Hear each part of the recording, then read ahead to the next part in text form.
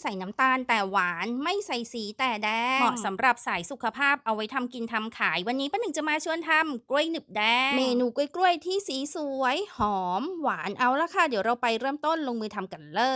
ยวิธีทำนำกล้วยน้ำว้ามาป้าใช้กล้วยน้ำว้าสุกที่เปลือกติดดำๆแบบนี้เลยนะคะวันนี้ป้าซื้อกล้วยมา2 หวีละ20 บาทล้างกล้วยทั้งเปลือกเพื่อเอาฝุ่นและสิ่งสกปรกออกตัดหัวท้ายปอกเปลือก ผ่ากล้วยแบ่งครึ่งตามแนวยาว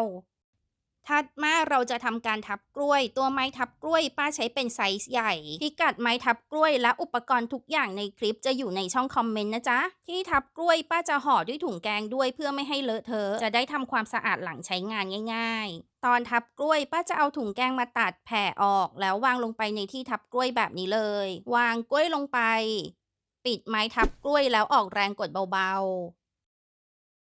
นี่คือหน้าตากล้วยที่ได้นำตะแกรงที่จะใช้วางกล้วยมาตะแกรงอันนี้เขาแถมมากับตู้อบลมร้อนที่ป้าจะใช้ในคลิปค่ะแนะนำให้ปูตะแกรงด้วยแผ่นซิลิโคนสำหรับรองอบด้วยค่ะกล้วยจะได้ไม่ติดตะแกรงอบเสร็จแล้วจะได้แกะออกมาง่ายๆวางกล้วยที่ทับแล้วลงไป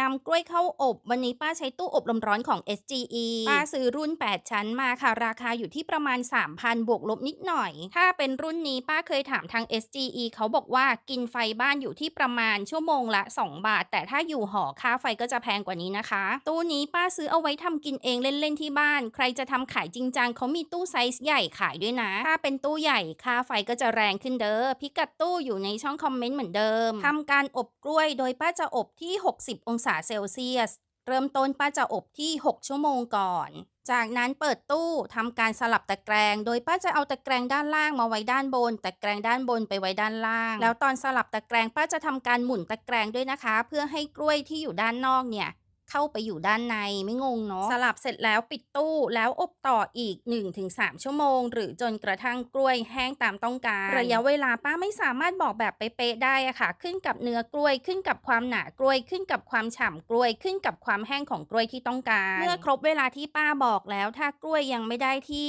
ยังไม่แห้งตามต้องการก็สามารถอบต่อได้หรือถ้าได้ที่ก่อนเวลาที่ป้าบอกก็สามารถนำกล้วยออกมาจากตู้อบได้เลยนะคะเนื้อกล้วยป้าอบแห้งประมาณนี้จ้าจัดการแกะกล้วยออกจากแผ่นซิลิโคนเนี่ยเห็นไหมพอรองกล้วยด้วยแผ่นซิลิโคนแล้วมันจะแกะง่ายมากพออบกล้วยเสร็จแล้วเดี๋ยวเราจะนำไปนึ่งต่อนะคะเพื่อให้กล้วยมีสีแดงนำกล้วยวางเรียงใส่ซึ้งโดยต้องให้มีรูที่ก้นซึ้งเหลืออยู่ด้วยนะคะอย่าปิดรูซะหมดเดี๋ยวไอ้น้ำจะเข้าไปในซึ้งไม่ได้นำน้ำใส่ซึ้งต้มให้เดือด นำกล้วยลงนึ่งด้วยไฟกลางเป็นเวลา20นาทีแนะนำว่าตอนนึ่งให้ขึงฝาซึ้งด้วยผ้าขาวบางด้วยเพื่อลดปริมาณหยดน้ำที่จะหยดลงไปโดนกล้วยด้านในเดี๋ยวมีตัวอย่างให้ดูค่ะว่าถ้ากล้วยโดนหยดน้ำเยอะๆแล้วจะเป็นยังไงคลิปนี้ป้าลืมขึงฝาซึ้งนะคะป้านึ่งแค่10นาทีได้ไหมให้ดูค่ะอันนี้ป้านึ่งมาแล้ว10นาทีจะเห็นว่ากล้วยยังไม่ค่อยแดงถ้ายังไม่แดงก็ปิดฝาแล้วนึ่งต่อคือระยะเวลาที่ใช้นึ่งก็ขึ้นกับเนื้อกล้วยด้วยนะคะตอนนี้ป้านึ่งมา20นาทีแล้วเอาป้า20นาทีแล้วก็ยังดูเหมือนไม่ค่อยแดงเลยนะกล้วยเมื่อนึ่งเสร็จใหม่ๆอาจจะดูไม่ค่อยแดงแต่เมื่อนำออกมาแล้วตั้งทิ้งไว้สักครู่เขาจะค่อยๆดูแดงขึ้นนำกล้วยที่นึ่งแล้ววางเรียงบนตะแกรงเหมือนเดิมค่ะแล้วนำเข้าอบที่60องศาเซลเซียสสัก30นาทีหรือจนกระทั่งแห้งตามต้องการป้าหนูไม่อยากอบแล้วได้ไหมถ้าไม่อยากอบแล้ววางแผ่บนตะแกรงตากลมตากแดดทิ้งไว้สักครู่ก็ได้ค่ะเพื่อให้กล้วยแห้งขึ้นเนื่องจากว่าหลังนึ่งกล้วยเขาจะมีความชื้นจากการนึ่งเนาะก็เลยต้องมาตากให้แห้งขึ้นซะหน่อยป้ามันก็ยังดูเหมือนไม่ค่อยแดงนะอย่าเพิ่งตกใจลองพลิกกลับด้านดูก่อนจ้ามันจะมีด้านหนึ่งที่แดงกว่าอีกด้านหนึ่งนะคะแบบเนี้ยเอามาเรียงใหม่ให้ดูชัดๆเห็นไหมคะด้านหนึ่งจะแดงอีกด้านหนึ่งจะออกเหลืองกว่า ปึ๊บการจะแดงมากแดงน้อยบางทีก็ขึ้นอยู่กับเนื้อกล้วยด้วยเด้อขอเปรียบเทียบอันนี้ให้ดูนิดนึงนะคะกล้วยตะแกรงเนี้ยนึ่งมา10นาทีในขณะที่กล้วยตะแกรงด้านล่างนึ่งมา20นาทีเห็นความแดงที่แตกต่างกันไหมเอ่ยให้ดูกล้วยที่โดนน้ำเยอะตอนนึ่งคือน้ำจากฝาซึ้งมันหยดลงมาโดนเยอะในระหว่างที่นึ่งกล้วยจะมีลักษณะเปื่อยๆยุ่ยๆไม่น่ากินแบบนี้ก็อาจจะต้องทำการตัดแต่งนะคะชิ้นนี้ก็โดนน้ำเยอะค่ะยังไงหลังนึ่งแล้วเนี่ยให้รีบนำออกมาจากซึ้งแล้ววางเรียงแผ่ๆนะคะอย่าแช่ไว้ในน้ำนานกล้วยที่อบแล้วเก็บไว้นึ่งวันหลังได้ไหมได้นะคะก็รอให้เย็นแล้วเก็บใส่ถุงรัดยางเมื่อไหร่จะนึ่งค่อยเอาออกมาจากถุงเด้อ